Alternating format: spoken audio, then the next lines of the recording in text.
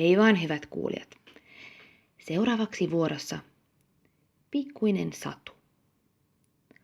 Humuisen ja sadepisaroita tipahtelevan metsän läpi ratsasti uljas minipossu Pakkelon, muttei suinkaan hevosella, vaan valkealla hirvenvasalla, joka sattui olemaan Pakkelonin hyvä ystävä. Mutta miksi ihmeessä Pakkelon valssasi öisen metsän läpi, varsinkin kun metsässä ei ollut yhtään katulamppua? No, se onkin aivan toinen tarina, sillä tämä satu ei kerrokaan Pakkelonista, vaan Riippukeinuraijasta. Riippukeinuraija asui nimensä mukaisesti riippukeinussa.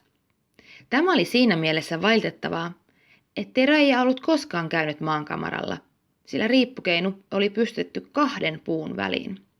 Myös vessassa käynti ja ruoan hankkiminen olivat ajoittain hieman pulmallisia.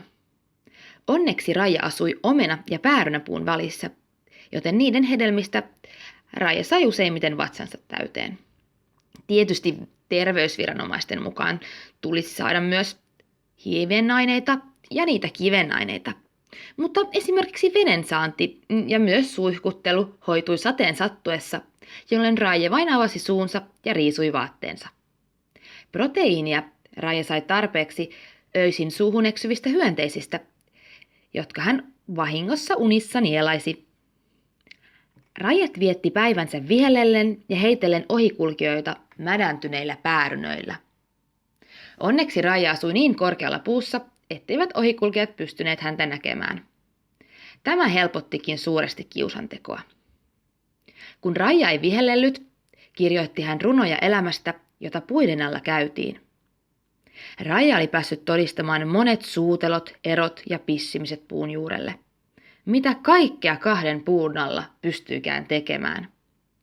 Viime aikoina Raija oli kuitenkin havainnut kummallista toimintaa päärynöiden ja omenoiden alla.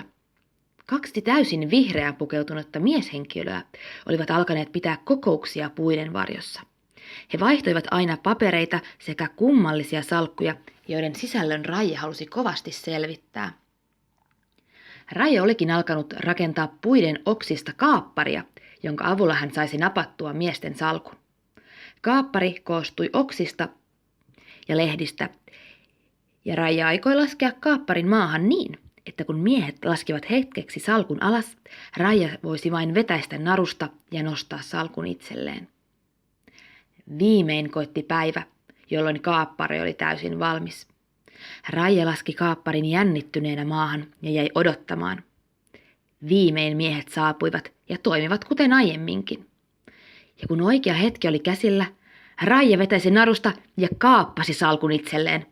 Miehet hermostuivat ja alkoivat huutaa solvauksia puiden oksiin, mutta sehän ei Raijaa haitannut. Hänellähän oli jo salkku.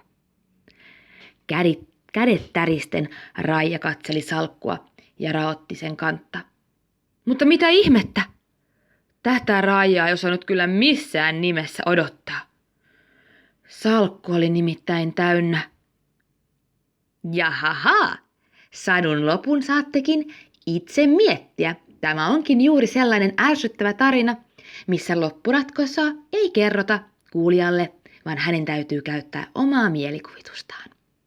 Oikein mukavaa jatkoa teille kaikki kuulijat.